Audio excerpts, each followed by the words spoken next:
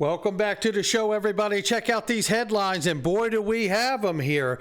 SEC Gary Gensler reveals his strategy for coming after exchanges. You're going to want it. 30 biggest global banks in crypto. Ex-CFTC lawyer reveals the meaning behind the XRP ruling. Ripple partners...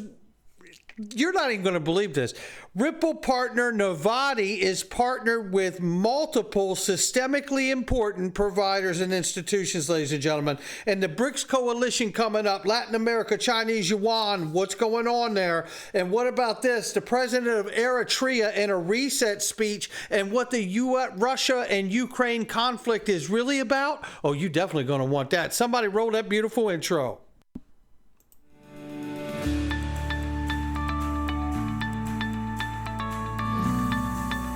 Digital Perspectives with Brad Kimes. Come on in.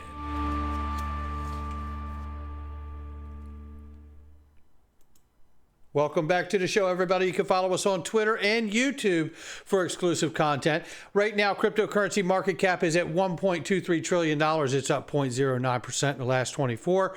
Bitcoin, 29,300 plus. Ethereum, 1866 and change. We see Tether market cap 83.8 billion plus right now. XRP slipped to the number 5 spot at 70 cents. It's off by 2.31 to 24 hour. It's up by 0.91 on the 7-day. Careful what you call progress out here, ladies and gentlemen. Link 2. This is amazing. Look, private equity is incredible, and yes, you have to be accredited, but guess what else is so incredible about the early opportunities before a company has a chance to have a public exit? First of all, you get access to that. Number 2, what I really find incredible about it is there's no compliance issues here. There's no regulatory ambiguity happening with private equity. Click the link underneath the video and take advantage of this down market we're in right now and check out what opportunities are available like iTrust, Cerebras, and Ripple. And you can still, till midnight tonight, get 1,000 XRP dollars, or $1,000 worth of XRP, excuse me, dropped into your account for every 10,000 you invest in Ripple. How about that one? That's what's going on over at Link 2. They don't mess around. Click the link underneath the video. Well, I said it. Brace for impact. SEC Chair Gary Gensler blasts the crypto exchanges saying they are not honest. And the reason I said brace for impact is because I feel like whenever we get like a article or some kind of announcement from Gary Gensler's camp in the SEC there, that these things are like indicators of what's to come. And boy, did it ever. Look at what's going on here. Now we're finding out exactly what went on in the communications between the SEC and Coinbase. SEC asked Coinbase to halt all cryptocurrency trading except Bitcoin prior to suing them. Oh, Gary Gensler, his real approach to regulating crypto is to shut it down until further notice.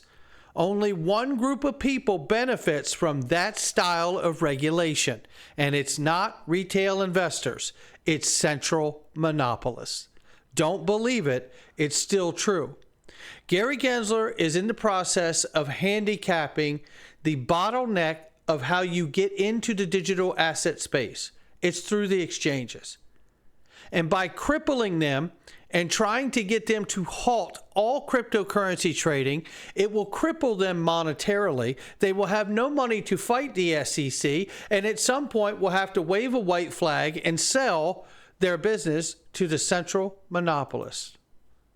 This is the language right here, and the SEC started to speak up on the matter. The SEC told Coinbase, you need to delist every asset other than Bitcoin. We believe every other asset than Bitcoin is a security. They came back to us and said as much.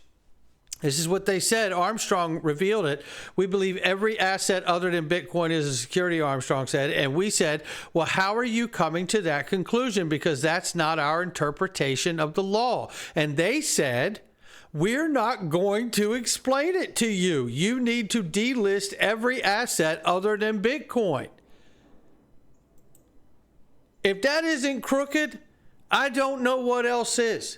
And if you don't understand that is crooked, you and I will never see this issue eye to eye. And I understand, and I am under no delusion that there are exchanges out here that front run and do wash trading. And that is something that needs to be stopped.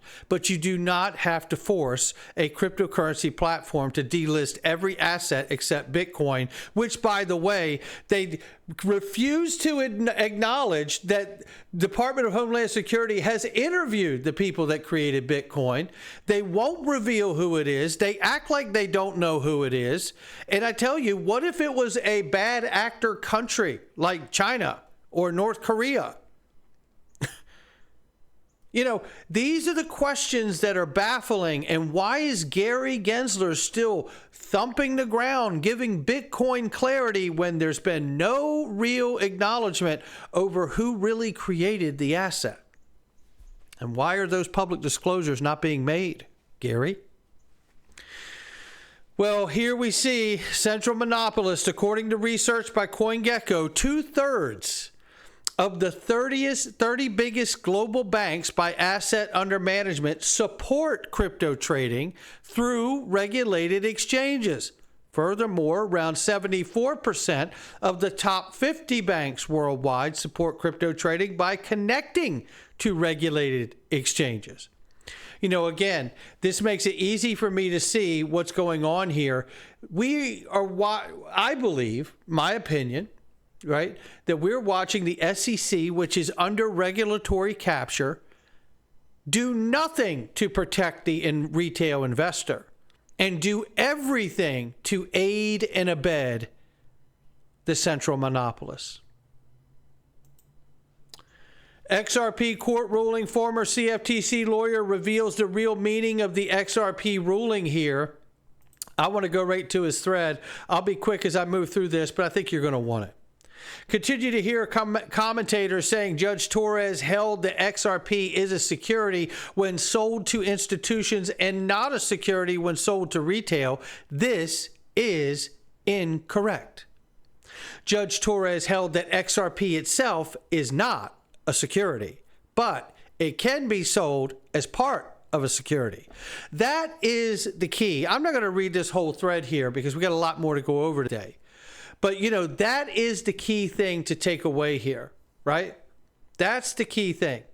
Bill Morgan goes and adds on to the thread here. Shout out to Bill. Very good thread that answers the assertion by some commentators that their unnamed lawyer sources are saying Judge Torres misapplied the law. I like this quote from the thread from Mike Seelig here. It says, there is no legal precedent supporting the view that a commodity can somehow embody a security. Well said from Mike Seelig and Bill Morgan. Then there's this.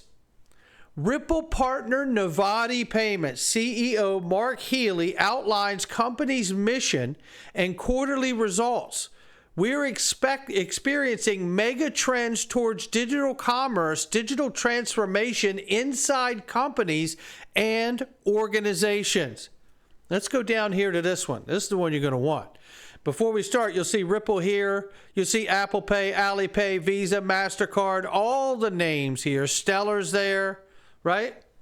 We have partnerships with many of the largest and systemically most important providers in the global payments industry. Get you some of that. Shout out to Subjective Views for this one. This slide is one that we repeat and present fairly often, and it just demonstrates the depth of the interconnected ecosystem that Novati has built up over several years across technology, licenses, and partnerships. In my experience, that's highly unusual for a company of this size. We actually have relationships with many of the largest and systemically most important providers in the global payments industry. That's really hard to replicate and provides tailwinds to our ability to both leverage and monetize our ecosystem in the mid to long term. Just as an example, we are one of a very small number, read single digit, non-bank card issuers and acquirers in Australia. This slide is one. And there you have it. Google Pay, Alipay, MasterCard, Visa, you name it. It's there. Stellar, Ripple. It's all right there. and it's Ripple partner Novati explaining this relationship and partnership with the largest systemically most important providers in the global payment industry. How about that? I'm sure it's nothing.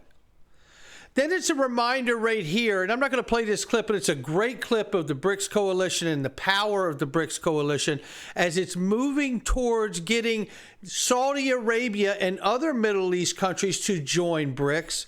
I'm reminding everyone here that August 22nd through the 24th is the summit for the BRICS coalition. They intend to reveal the next steps for their new reserve currency they plan on introducing. We'll find out what those next steps will be. Expecting an announcement of a BRICS dollar or common currency between the nations to trade in oil. Once that happens, says Chad Steingraber, he says, you will see digital currency trade. They will no longer need the dollar. How about that? Then there's this. Latin America, Argentina to complete IMF payment with Chinese yuan. You know, again, more de-dollarization continuing, ladies and gentlemen. And then let's go here. As I said, the BRICS summit that will be happening August 22nd through the 24th, 74 countries now. Okay, it used to be Brazil, Russia, India, South Africa, and China. BRICS, that's what it stands for. Now 74 countries are set to attend the BRICS summit this coming month. You know, again, what are the next steps? We don't know. But I'll tell you something. 74 countries will be attending BRICS summit to find out if the next steps are going to fall in line with what they want to do with their nation and where they're headed. I want you to listen closely now. This is the president of Eritrea, and he's giving a reset speech as he speaks directly to President Putin from Russia. He says that the Russia-Ukraine conflict, this isn't about a war just between Russia and Ukraine, but about hegemony of the U.S. dollar. The fourth industrial revolution is fueled not by he who has the most gold makes the rules. And believe me, central banks have been hoarding gold like crazy. But it's not. He who controls the payment rails runs the new world. Nothing is as it seems. Everything is tied together. Take a listen to this clip.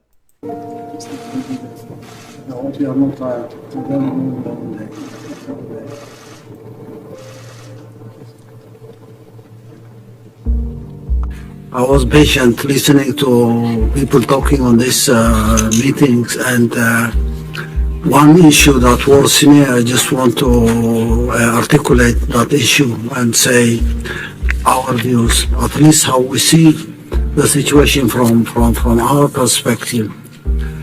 When people talk about Russia, Ukraine, I say there is no Russia-Ukraine war at all. There is no Russia-Ukraine conflict. This is war declared by NATO on Russia. The war declared by NATO on Russia is not only for Russia, it's for dominating the whole world. It's for hegemony. It's for hegemony. And who has the hegemony right now? The hegemony is the U.S. dollar as the global reserve currency. That who has the complete control and the power over all of the world with the strength of the U.S. dollar as the global reserve currency. Make no mistake about it. So this fourth industrial revolution, as I said, is not fueled by just who has the most gold makes the rules. And yes, central banks have been hoarding gold like crazy. But I believe it is because it is to back and bring confidence to the new fourth industrial revolution and the new payment rails that are being put in place right now, just like the BRICS coalition payment rail system, right? And just like the infrastructure there, or just like the domestic infrastructure for FedNow, or the EU, or the UK, or Japan and Asia. That's what's happening right now. And I do believe everything is tied together. And I do believe that there will be a way for the United States to come out of the shadows and remain a leader in this world.